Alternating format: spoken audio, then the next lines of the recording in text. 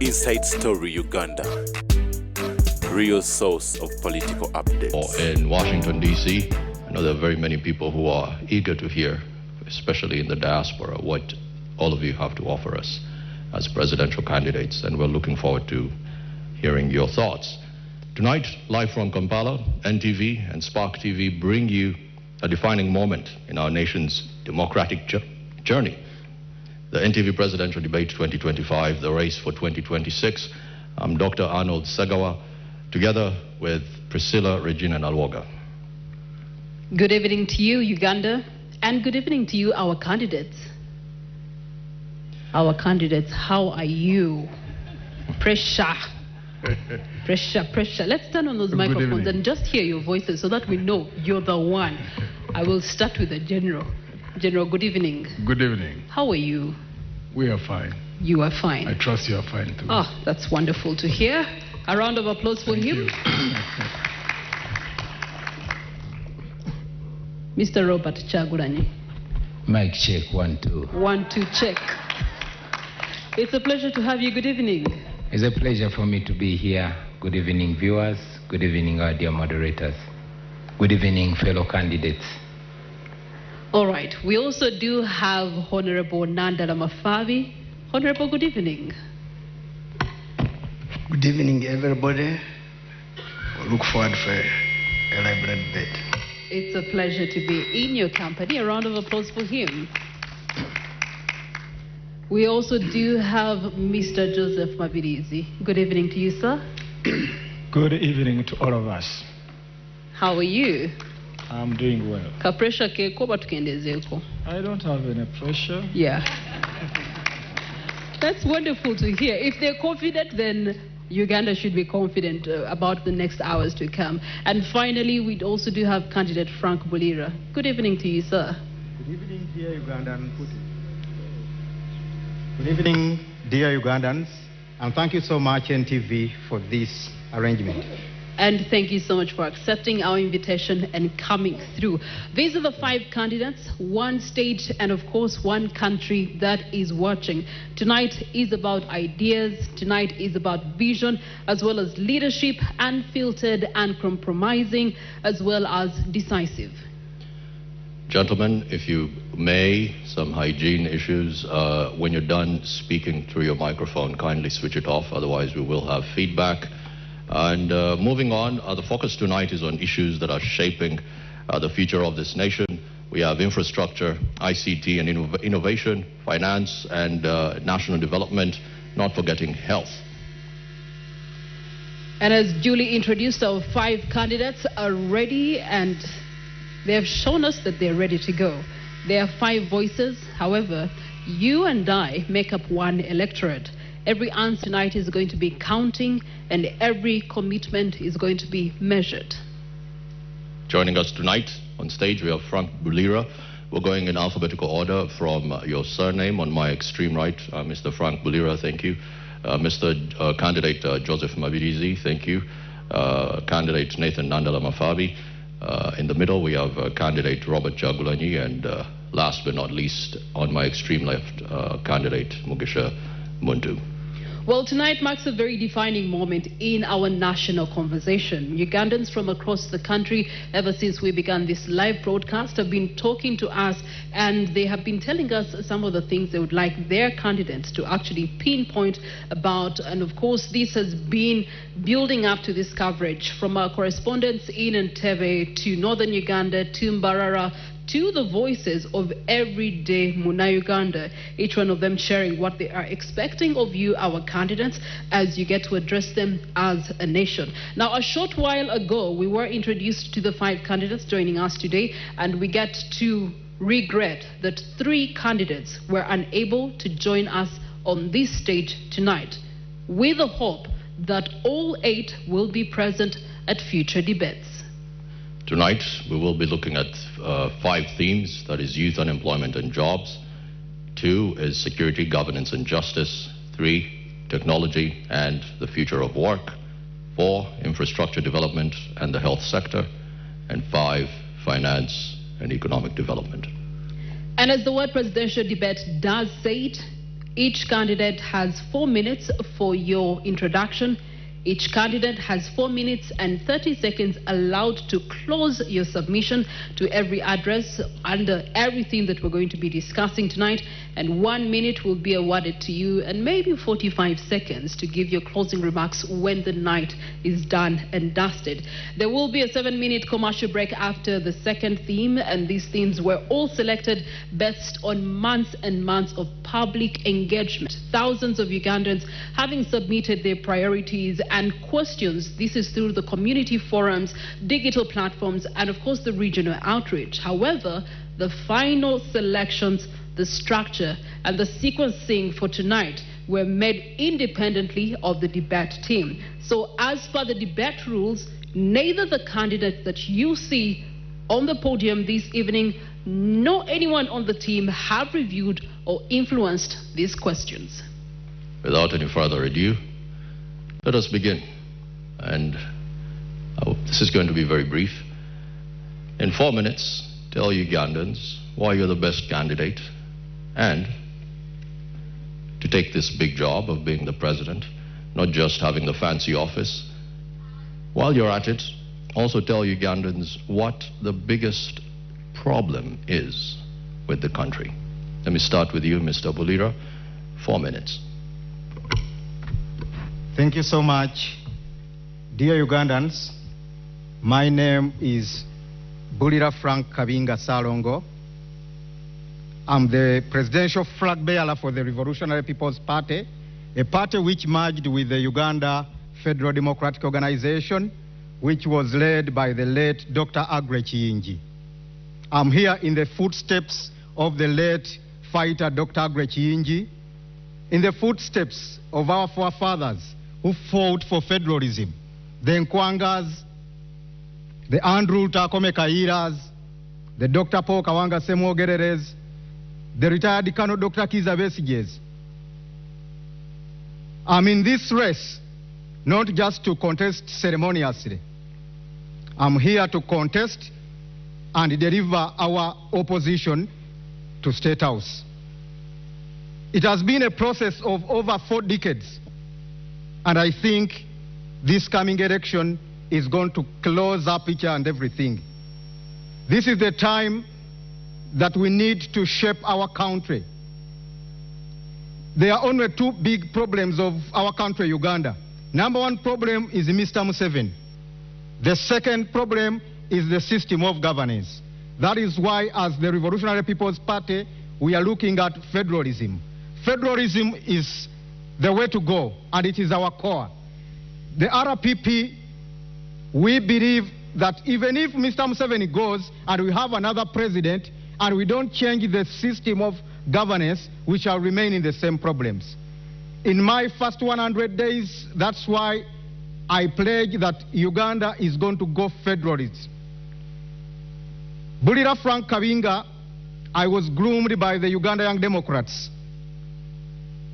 I started my politics in Kasubi Church of Uganda Primary School way back during the CA times. I joined Uganda Young Democrats in the second generation after the Dr. Lurume's first generation of UID, the Mabikes. I was part of the second generation, and I was the spokesperson of the Uganda Young Democrats under the leadership of Susan Abo by then. Then I was the students' leader for Uganda Young Democrats until I joined Dr. Aggrey Kiyingi. I joined Dr. Kiyingi purposely because I wanted to remove Mr. Museveni, period. I didn't want to overstay in the opposition. You all much well know that Dr. Aggrey Kiyingi was standing in the true path of changing this country. In fact, if Dr. Kiyingi or Dr. Besigye had been in this race, I wouldn't have contested. Because they are the only 2 people who had solutions to changing this government, who were focused on removing Mr. Museveni and with realistic solutions. We have done enough politicking, and it is now time to remove Mr. Museveni. That is why I also argue my fellow candidates, fellow contestants, if they are really genuinely looking at removing Mr. Museveni first, to join me, and we remove Mr. Museveni. We shall sort other issues regarding parties and our aspirations after removing Mr. Museveni after 15th January. So I'm here, dear Ugandans, presenting myself as your next president come 2026. My campaign was derailed. As you know, Dr. Kiyingi, he was living miles away from Uganda, but he was the most feared man. Mr. Museveni feared Dr. Kiyingi more than opposition leaders sleeping in Kampala and Wakiso. You know that. It's a debate, Mr. Frank Bulira. Your time is up, 4 minutes. But since you want to remove Mr. Museveni, then I ask that you move from your seat and come sit next to these two gentlemen, in between these two gentlemen who have also rightly said that they're doing the same thing. Please stand up and come and sit in between the general and the one who's promising a new Uganda. Though I'm number one, It is okay. We shall decide on 15th. Thank you very much. Each candidate being reminded you have 4 minutes for your introduction. And now we move to the second candidate, Candidate Joseph Mabirizi. Good evening once again. My name is Elton Joseph Mabirizi Salongo from Conservative Party, the party which has outlived generations. In CP, we have the uniqueness that we stand for. Number one, it's about the governance, which requires fabrication to come up with something new which can fit in the generation we live in. We stand for regional governments, and when we talk about regional governments, many people will ask, what do you mean exactly? We have 16 regions of Uganda, and those 16 regions must have small governments where they share power with the central government. Uganda is like a sinking boat in an ocean. Without coming up with regional governments, we would have done nothing, even if we elect any other leader. So regional governments, this is where power is shared, resources, responsibilities are shared with the central government. And when you come up with such a government, you would have dealt away with so many problems of Uganda that we are facing today. For example, the problem we are facing where all authority belongs to one person, where security is just in central government, where taxes are collected and just go into a small group of people to govern that. So there is a great need to institute a regional government to ease service delivery, at the same time creating a lot of jobs, which is a problem that we are facing today, but also working on the system of education that we are having in Uganda, which does not help parents, it doesn't help the graduates, the learners, it doesn't help even the government. The first beneficiary of the citizens or the graduates, it is the government. But when they finish, you find that there are no jobs, which has created a lot of dependence. People who are working are very few, and many depend on others. Thank you. Thank you. Thank you for that, sir. On to you, Mr. Mafabi. My name is Nathan Nandala Mafabi. I came in this election. I come from Forum for Democratic Change. Our theme is fixing the economy and the money in our pockets. The current problem in Uganda is three-phased: corruption, that is greed, poverty, injustice. I have worked in the whole country. You discover poor mothers, poor fathers, who are selling tomatoes, oranges. They cannot even make enough to feed their families. Our children go to school. Out of 10 children who join primary school, only 2 reach P7. That means there's 80% dropout. You go to the health center, they will refer you, go out for medical attention, go and buy medicine, go for a scan, and those are the main things which bring us in this election. But what is the problem? We have been around for 40 years. We have been talking about peace, peace, peace, and I don't think Ugandans can now eat peace because the peace is there. What we need is people to have jobs, and when they have jobs, they will earn a living. We look forward to investing in agriculture. We look forward to investing in education. We look forward to investing in health sector. We look forward to investing in infrastructure. I come with experience because I have studied all those. I come with experience in economy, in accounting, in taxation, in knowing poverty, how it's painful. I have worked. I'm fortunate you mentioned that only maybe you are, but I was in Ministry of Finance. I worked for World Bank, and we have advised many governments, and I've come out of poverty. So I am coming here with experience to help Uganda to move forward.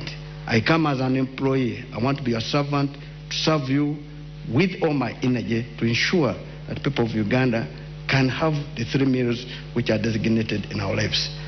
I am aware that we are 8 candidates, but each of us has his own manifesto. Our manifesto is very clear, it is spelling out what is supposed to be done. We want to create jobs. 60% of the youth are unemployed. 84 people live on 14 people. This is the danger, and this is the biggest insecurity we are having in our country. You get people are walking on the street from morning to evening, looking for what to do, what to eat, and this is causing a lot of problems in our country. In fact, the next time bomb is from the unemployment of the youth. Currently, our economy is structured in such a way that the service sector, which is contributing about 50%, is externalized. That's the telecom, that is the financial sector, and even the industrial part is belonging to the foreigners. Local Ugandans themselves, who live on agrarian economy, which contributes almost 80% of our livelihood, are only having a 23.8 GDP contribution, meaning that our people are living as slaves in their country. This is what we need to resolve, and it's urgent, and it needs somebody with experience in that area. In my life, I have been in Parliament for 25 years. I have been there advocating for, one, justice. I've been advocating for, because there's a lot of social injustice, I have been advocating for this issue to do with poverty alleviations. Every election, we see a different theme that they are doing. In 1996, they brought Ntandikwa. In 2001, they brought Kulembeka. In 2006, they brought Bondaba Gagare. In 2011, they brought Prosperity for All. In 2016, they brought Emioga. In 2021, they brought Operation World Question. Now 2026 PDM. If these were really aiming to remove poverty, and they have not done, it means there's total failure in the government. Our government lacks transparency in management, and the corruption is at the theme. Thank you for your submission, sir. Let's move on to candidate Robert Juglin. Thank you very much, dear distinguished moderators, honorable colleagues with whom I'm running for the noble responsibility of leading our nation, ladies and gentlemen present here, and those watching us from afar. I am humbled to be here contesting to lead our country, and it's great pleasure and honor to be representing the common people of our country. As a person who comes from the ghetto and rose to represent the nation at the highest level, I cannot take any further pride than that. But also, I am aware that we are in a nation that is at crossroads. We had independence 63 years ago, and 40 of those years have been covered by one man who has reduced our country to a failed state. Absolutely, it is clear to all and sundry that this nation, which is primarily young, has clearly made a decision, only that they have been stifled. I am aware that I will be taking over a nation where 1.5 babies are born every year, taking over a nation where almost half of the budget goes to servicing debts. I'm aware that I'm taking over a nation that is deeply divided, but committed and ready to unite our country, which we've already started doing. What we promise is a new Uganda which is going to reset. Our country has completely been messed, and it needs to start afresh. Every institution has been captured, and we intend to start again in a new Uganda where people are going to be servants, where citizens of Uganda should take over power to decide the destiny of their lives. As we stand right now, the people of Uganda don't have a vote, they don't have a voice, and they don't have power over their nation. The state has been captured completely, and we hope to liberate not just the citizens, but also those that are leading the country. On a downside, I had really hoped to meet General Museveni here, so I could publicly face him and hear what more lies he has to tell us after 40 years. To hear from him straight the gains he's protecting. Is he protecting the potholes? Is he protecting the rotten hospitals? Is he protecting the broken down schools, the broken down infrastructure? Is he protecting his power and right to torture citizens?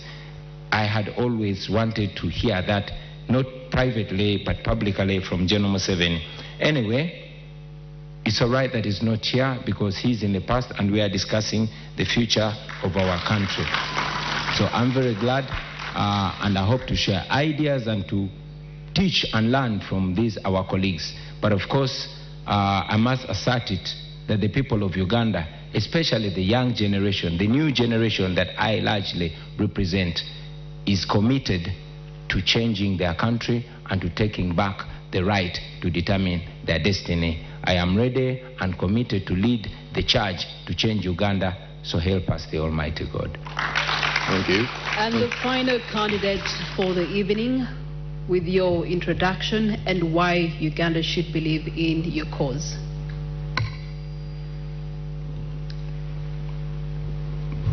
Thank you, dear moderators. Let me take this opportunity again to thank all Ugandan citizens who are seated in this room and those who are watching us. I'm called Gregory Mugisha Muntu Oyera.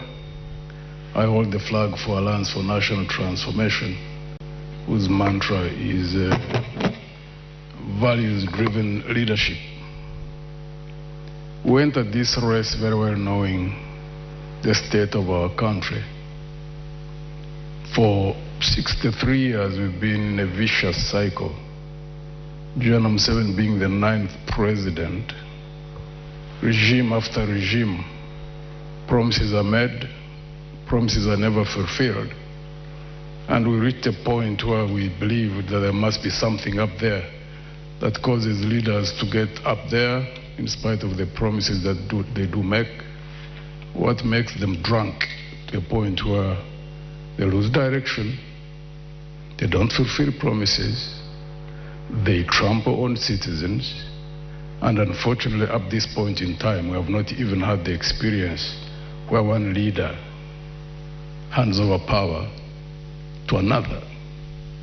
That's sad. Some of us had hoped that we would see the breaking out of that vicious cycle. Where we are heading, we are not so sure whether that will be or not. We keep on struggling. We hope that we'll see that at some point. We've been moving around the country now for about 2 months. The state of our people is quite frightening. Joblessness, the levels of joblessness of the youth, the depth of poverty that you read on the faces of the people, and even what they express. The lack of drugs in hospitals, government hospitals, and very well knowing that there are those who can't afford to go to private hospitals, which means they can't afford the bills, which means that most people just go home to die. That's been going on for quite a while. In the area of joblessness, even the few jobs which are viable, not only at the national level, but even at the local government level, because I've so far gone through 74 districts.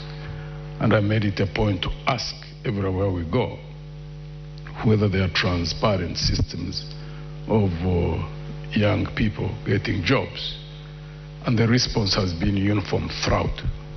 I've not been to any district where I've got a response that you can do an interview, and when you succeed or you are the best, that you can get a job unless you know someone, unless you pay a bribe. That's quite frightening, that government jobs can be sold. So the people out there who still believe that General Museveni should continue, I've been urging them on the campaign trail that considering that state of affairs and the frightening levels of corruption in this country, we lose 10 trillion Uganda shillings, that's about 2.7 billion United States dollars every year, that they should reconsider. General Museveni should just simply be retired peacefully on 15th of January. And I've been urging them to look amongst the 7 of us and select one who can lead this country from the vicious circle in which it is, the mess at which we are, also considering the frightening levels of debt, that they look for a capable person. And I always project myself. All right. Because of... Thank you so much, Mugisha Muntu. 5 candidates. We do also have 5 themes for the presidential debate. Please be reminded we are streaming across our social media platforms on Facebook as well as X as well as TikTok. So share the link with the rest of Uganda. Equally on our website www.ntv.co.ug. We are having the presidential debate live on NTV as well as Spark TV. As we start up theme number 1, youth unemployment and the jobs, or the economic reset. I'm going to start with candidate Frank Wulira. Just to shape the narrative, candidate, Uganda has a very young population, as according to the UBO statistics from the population census having been conducted in 2024, more than 73% of citizens being under the age of 30, including about 14 million people aged between 15 and 30, marking about 31%. And then you look at the latest labor data also showing us that only about 37% of these young people are actually employed and working. About 16% of them are choosing or are able to stay in school, and roughly 40 to 42% are neither in employment. We cannot trust them in education, neither can we pin them in training. Youth unemployment is standing currently at 16.3% compared to the 11.7% overall. When we look to the female perspective, there the youth unemployment is also closely higher at 20%. The figures do go on, but each year about 700,000 people do enter the labor market, but only about 34% of that figure is actually absorbed in jobs. Candidate Frank Muliro, given these realities, what concrete measures beyond the national employment strategy, beyond the national development plan 4 that we're currently running as a country, will you implement in your first 3 years? 1, to raise job absorption well above 34%. 2, cut the youth NEET rate by at least 10%. And then 3, to ensure that the additional jobs being created are decent, they are formal, and are creating opportunities rather than incurring a lot of pressure on the informal sector. Yeah, thank you so much. First of all, surely poverty is everywhere, but our case as Uganda is so worrying. Just as I said, we can speak a lot, but the biggest problem of Uganda is Mr. Museveni and the system of governance. Those are the two biggest problems, bringing about youth unemployment, growing at the fastest rate, and people losing hope in their country and in the future. As the Revolutionary People's Party, under the new federal arrangement, remember, after 15th January next year, in the next 2 weeks, Uganda will be announced as the new Federal Democratic Republic, governed under the 16 federal states, taking charge of their wealth. The Revolutionary People's Party is going to take the jobs closer to the people, where they stay. Gone are the days when everyone has to come to Kampala looking for jobs. People going to kneel before Mr. Museveni to get survival, including ministers, public servants. You have to meet Mr. Museveni in order to survive, in order for your child to be given a bursary. The federal arrangement is going to take back the jobs in the areas, the 16 proposed federal states making up Uganda. First of all, we are going to introduce the Federal Economic Empowerment Program.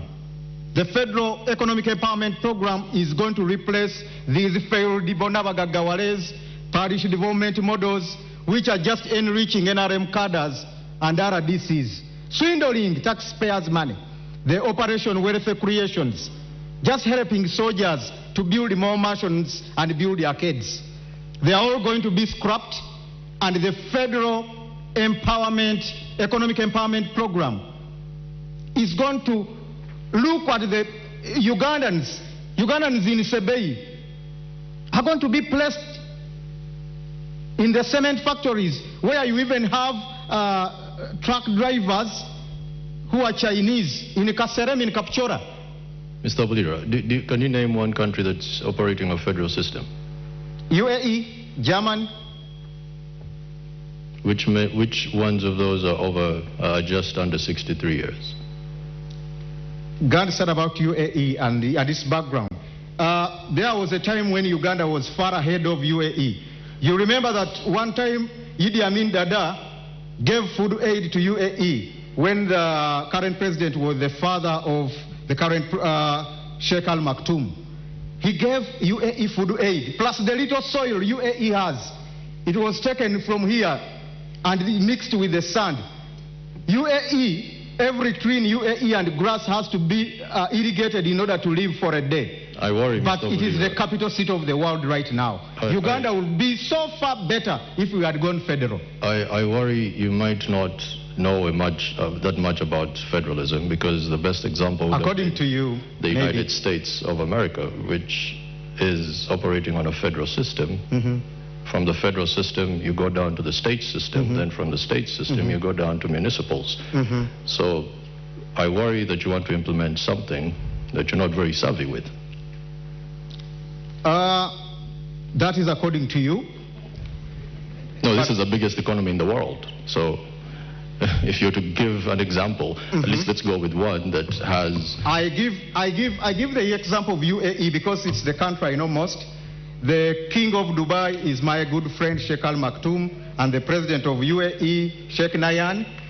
So it is a live example. My second home is in UAE. I've admired a lot from UAE under their arrangement, whereby you don't need to go to Sharjah when you are in Abu Dhabi to get a service.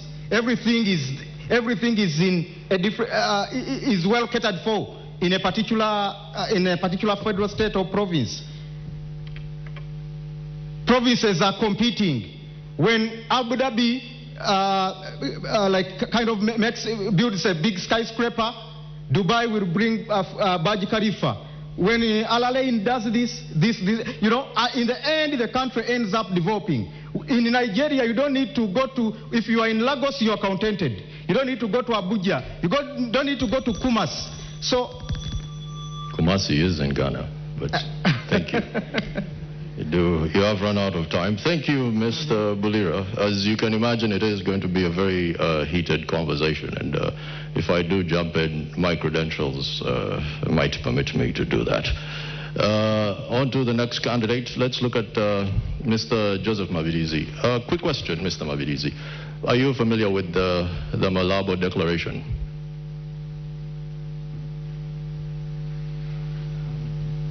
Could you kindly switch on your mic?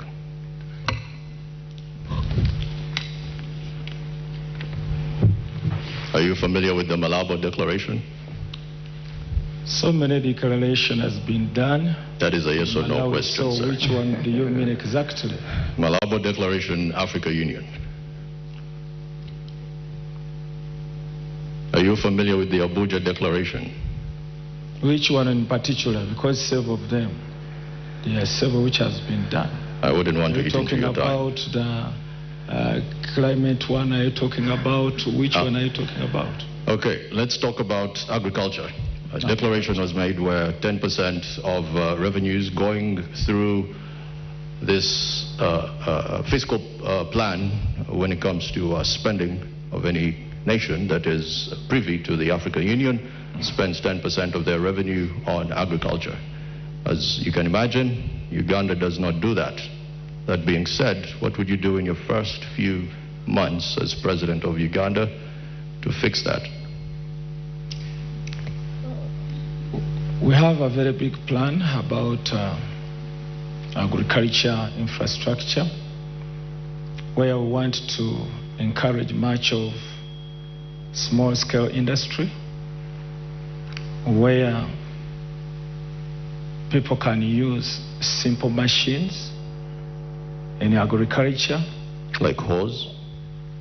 When I talk about simple machines, I know even a hoe falls under that, but there are other machines which are not big tractors, and those ones which are operated just with small engines. There are those ones which are operated manually. They just push them. So there are so many. So I'm not talking about only a hoe. I'm very confused. Are we talking about combine harvesters? Are we talking John Deere? Are we talking... I'm very confused. Going back to plowing with oxen, which one is it? Give me something concrete. They are tractors, but now I'm talking about the simple machines which use these simple engines, which are affordable. They don't consume a lot of fuel, and they are being used in Malaysia. Right. So you can visit Malaysia, because for me that's where I saw them. So that's what I'm talking about, that once we trade that and bring it into our nation, we would have helped a lot in agriculture. But you're addressing something different, because what this declaration say is to have 10% of your GDP. I understand your question. Give me time to answer. Please, go ahead. If you want me to answer your way, then it's something else. Please proceed. I have my way, and I can pass either way to answer you. So you want me to give the answer you have? Huh? I have my own answer. So, you know, I told the person who contacted me that let me hope you are taking me into a debate, not something like questioning you, then you answer this, someone asks another question to take you off. So, what I was saying, there is a need to get that into that modernization agriculture, where we need to import simple machines to empower agriculture sector from the regions. And once you've empowered all the regions, having shared power, responsibility, where the regions, they are also responsible for collecting taxes, and after collection of taxes, they only give 40% to the central government. Then 60% remains in the region. So the regional governments, they are responsible to institute and put into practice what fits their region according to agriculture. So it will be the responsibility of the regions sitting and deciding. Even what the declaration aimed at may be less. Each region will decide according to the need of that region. That's what we call shared power. It's not about only one person dictating that things should move in this direction or the other direction. That will be the responsibility of the regional governments. Makes sense. Thank you.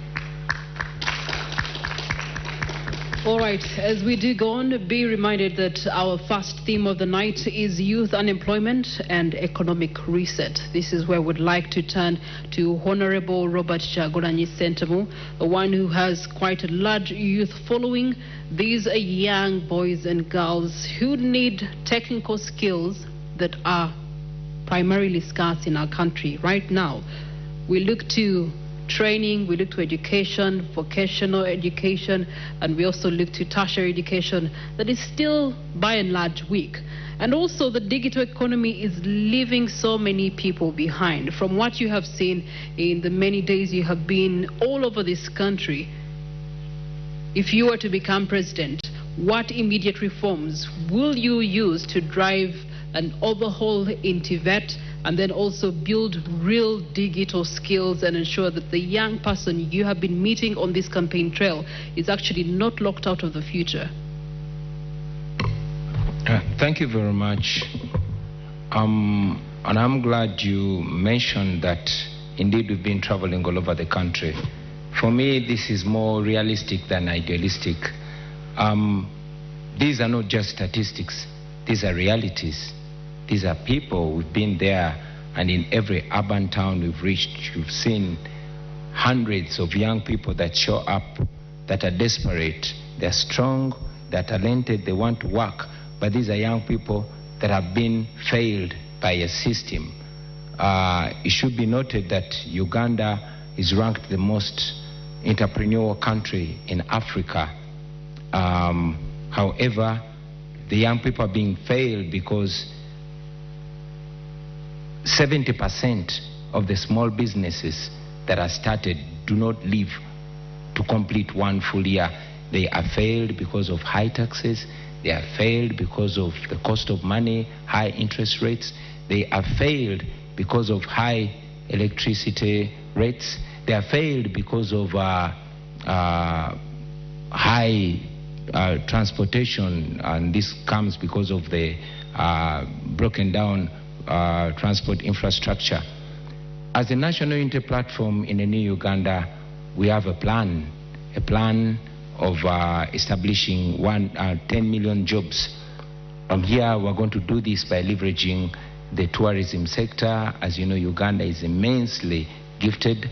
We're going to leverage the manufacturing sector, and most importantly, the creative industry. Now, having come from the creative industry, I know the potential of the creative industry. Uganda is equally as talented as Nigeria, or even more talented.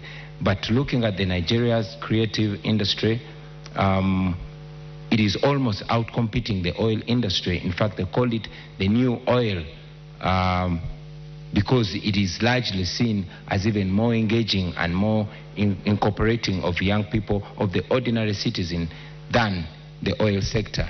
Now, our plan is as follows. First, we want to empower and support the small, medium enterprises and the cottage industries. Now, for the benefit of our voters out there, cottage industries are the small scale industries, mainly in homesteads, that are majoring in production. These, we must understand, looking at the growing economies of the world, these have been the unsung heroes of these growing economies. China, India, Brazil, name it. So, looking at these examples, we think it can be a benefit in Uganda. I'm looking at areas, especially these that are near borders, like Arua, like Chisoro, like Kabale. If they are supported, they could boost even production, and they could even boost export, looking at production of textiles. When you say supported, what does that mean? Supported means cutting down, reducing the cost of doing business, reducing the power costs, reducing the cost of money, reducing the interest rates, investing in transport infrastructure. This would make it easier for them, and it would boost them. Also, it's important to mention that in this line, we want to boost production. In our manifesto, we presented our school feeding program, where the government is going to be feeding children at school. Now, the people that are going to be supplying these foodstuffs are going to be the ordinary citizens, and in the new Uganda, the government will work with the parent teachers associations, the PTA, to ensure that they identify not only the most vulnerable, but also the most trusted and competent suppliers, the eggs, the wheat, the rice, the flour, to feed the children. This way, we're going to be able to support even the small producers, the women, and the ordinary people out there. We believe that this is not only going to boost education, but it's going to help in youth unemployment. We also intend to modernize our skills development. Your time is spent, but I'm going to allow you a minute. You have made recognition of manufacturing and tourism. These are high level in terms of strategic for any presidential candidate. Leaders have been describing it as Uganda's economic growth. However, there's one structural problem that still hinders both sectors right now, and that is unreliable power supply and high electricity costs. What's your solution? Well, the high electricity costs can be renegotiated. As government, we can go as far as renegotiating with Bujagali to ensure that the power comes down, because that is what is going to help the productivity. There's one thing, if you allow me also talk about, that's the exploitation. The current government prides in youth employment, where mainly the industries that are owned by foreigners actually exploit the citizens to an extent that young Ugandans are paid as low as 3,500 shillings a day. Now, I was in Parliament in 2019 and we passed the minimum wage bill. Unfortunately, General Museveni refused to sign it. Now, we are going to reintroduce it in a new Uganda, and I will sign it because I will be president. Thank you. Thank you for that. Let's move on to candidate Nandala Mafabi. I've been going through your manifesto, which is quite fascinating. There's something that you mentioned, cooperative-led agro-industrialization. You're familiar with that? And here you do target tea fertilizers at 30%. Explain to me how this sizzles into working on the youth unemployment problem in the country. Thank you so much. First of all, Uganda is an agricultural country, so it's an agrarian economy. And the youth we have currently, if I give you an example, most of them are living in schools, or they have dropped out of school, but they don't have land. They cannot be able to go on the land to till it. But agriculture employs about 80% of Ugandans. Now, as a government, which should be serious government, should ensure that Ugandan citizens are employed. We're looking at skilling the youth, and you skill them in what you have. For example, we skill them in agriculture, we skill them in construction, we skill them even in ICT. Now, if you skill them in agriculture, that means you are trying to modernize agriculture. And if you're going to modernize agriculture, this youth will be employed in those sectors. I can tell you agriculture can go ahead to employ the biggest number of people. What do you do there? You produce what we call agro-processing. And if you go for agro-processing, those are industries and related industries. And when you bring agro-processing, the youth who have studied or who have not even unskilled ones, but you can skill them, will go and work in agro-processing. And that's creating jobs. And I can assure you the biggest now where we can create jobs currently is in agro-processing, in the agriculture. And Uganda has an advantage. As I said, God has given us the best weather. You can grow anything. Now, for example, here we used to have 4 cash crops. And the cash crop meant where we used to get cash. That was coffee, cotton, tea, and tobacco. And the cotton you are raising, it is called, the cotton is called white gold. Now, what has happened? You talked about tea. The tea is called magnetic money. Now, the tea, you see, right now as we speak, the soils which have been growing tea have been taken to do other things. But why we're talking about fertilizers, you need to do that land to grow more tea. And currently, even the tea which they are growing, there's a lot of debt which they have not paid farmers. And the farmers are getting discouraged. A good government should not make farmers get discouraged. What should be there should be a mechanism whereby if there's overproduction, you have stores, that is called silos. You must be the one, be the catalyst leading the marketing processes.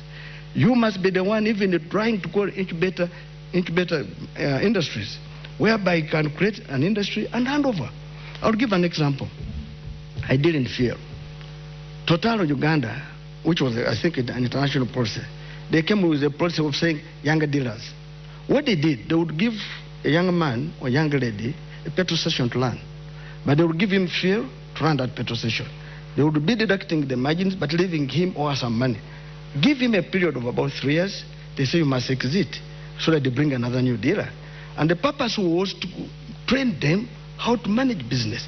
Many of them got out and have built their own petrol station. They're up there. If government of Uganda did the same, to do incubation like that, whereby we pattern, even with the private sector. Another example I can give you in the next way. If a company employs disabled people, it gets the tax deductions from all this tax. If government of Uganda wants the youth to be employed, they will be employed. How? You go and say you employ this youth in agriculture, you will have the following. 1, tax exemption or reduced tax. 2, you will be given some facilities because the youth will be working and earning a living. The tax deduction and what you are giving is creating the young man or young lady to be employed. I can tell you, agriculture is one of the places we should invest more money, whereby we can have our youth employed. You talked about... I know you're running out of time. I just want you to touch on this, right? Having worked for the World Bank, Rwanda does a very good job in Nyungwe with the tea processing. How would you use that example to address that? I just want you to help us on that. That's actually a positive, because I'm listening to a lot of sense here. Come again? Rwanda is growing a lot of tea in their Nyungwe plantations, and you, having worked in the World Bank, I know you use a lot of case studies. How would you use some of their examples with your experience to make the tea plantations better here? Are you aware the Rwanda copied our proposal which was made by Uganda. This is why I want so you I'm to... trying to say that what Uganda is very good at writing proposals, but not good at implementing them. I am trying to tell you that this what I'm raising can be done. Tea can generate money, tea can generate jobs. Because I'm saying that when we, first of all, the tea farmers will get money. The processors will get money. The transporters will get money. What I'm trying to say that if our target is to invest in tea, which we are putting in our manifesto, those tea growing areas will be, we have talked about subsidizing fertilizers, putting, you see factories, when you're trying to do a factory, you lead. Because a person going to the bank to borrow money is more expensive. But the government can put a factory and hand it over and tell these people after a particular time, you will have paid the factory for and go away. Currently in our country, I will give an example. There's a gentleman who was involved in the tea industry. What he did, he even borrowed money from a money lender. You know Uganda now is being led by money lenders. What happened, the cost became high. He took my minutes. Please. Kindly, yeah. He took my minutes. Listen to me. So, when he could not pay, of course, there was a lot of loss. Our country has been done in such a way that cost of capital is too high. And because even the reason why cost of capital is high is because of government. The biggest borrower is government. So it crowds private credit. And so when someone goes to the commercial bank to borrow, they will say no money, or they give you at an expense, maybe with more conditions. Now what I'm trying to say, in the tea sector, if me become the president, I will tell you that it will be a deliberate effort to put industries, to put processes, so that credit, which should have been somebody going there, will be given by government beyond leading it, so that we create jobs in that sector. Fertilizers will be given on subsidies. And I can assure you the tea sector is the best now, because initially we had 4 of them, 4 ranking in. Tea can even overtake coffee. But of course coffee is still high. In the current situation now, it is coffee followed by tea. Now we're getting a lot of money from tea, but also the marketing process are being driven wrongly. Government should lead in this process. I can assure you, I believe tea will create jobs and will make our youth be employed. All right, thank you so much. Staying matters agriculture, our national anthem does pride in our agriculture backbone, good climate and fertile soils. Gregory Mugisha Muntu, many households are remaining in the subsistence economy right now as we speak, mostly in subsistence agriculture. You do have the standing current government prioritizing agro-industrialization, manufacturing with the incumbent, ensuring that there's a spread out of business and investment parks across the country. But there's also the element of tourism, construction, trade that are low-hanging fruits. Oil and gas, we've been promised that next year it should be bearing us some fruits. There's also works and transport. All these to acknowledge that there's a high failure rate of youth-owned businesses without systematic support in those particular sectors. How do you intend to actually ensure that there's policies, that there's public investment, that there's procurement that is geared towards ensuring that the young people's uptake into these sectors is one that will help them leapfrog from the statistics we know of?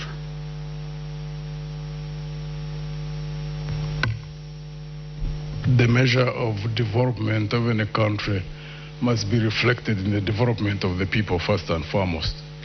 In Uganda, where 70% of the population is in agriculture, fisheries and crop as well as the dairy industry, you have to focus to lift those people from the levels at which they are. And one of the things which is absolutely sad right now is that there was a total breakdown of extension services. And also, credit is very expensive. Other than PDM, which is touted all over the place, which is only 1 million, it cannot help farmers who want to invest. One, raising money for quality seeds, buying fertilizer in areas where you find that soils have got depleted, and then buying pesticides for spraying of crops, and also the use of machinery, either tractors or ox plows. That requires capital, and most of these peasants don't have access to capital. and our cooperative unions were literally broken down. It is very amazing that there is actually one fund. It is small, it's not big, the Agricultural Credit Facility, which is given by Bank of Uganda through commercial banks. In the 74 districts where I've gone, I have asked in about 8. It's only in one district of Nwoya where only 2 people raised their hands who were aware of such existence of such a fund. Now you can imagine, this is an agricultural country. There is a regime which touts PDM, which is on 1 million. And yet the fund which could have helped those who are in agriculture would go into agro-processing. People are not aware of it at all. And it's at 12% per year. Farmers cannot survive on borrowing from commercial banks or borrowing from SACCOs at 30%, 35% and above. It simply can't happen.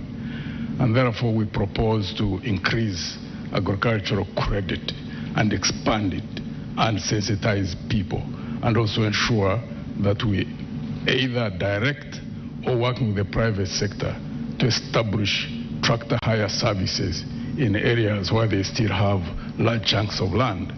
That is only in Lango, Acholi, Teso, where you find peasants who still have, or subsistence farmers who still have about 10, 15, 20 acres. Now the other areas where people are still on about 1 acre, 2 acres, that's a totally different approach that will be used. And there also needs to be cheap credit in terms of low interest rate, long-term repayment period for agro-processing. Because agro-processing, once you establish industries successfully and expand them, they become a market for those who are in subsistence farming. And also in the area of tourism, low-hanging fruit. But Uganda is one of the countries in the region which doesn't advertise Uganda or market Uganda. I think the countries which aggressively market the countries is Tanzania, Kenya, and Rwanda. Uganda has entries about 1.2 million tourists who come in.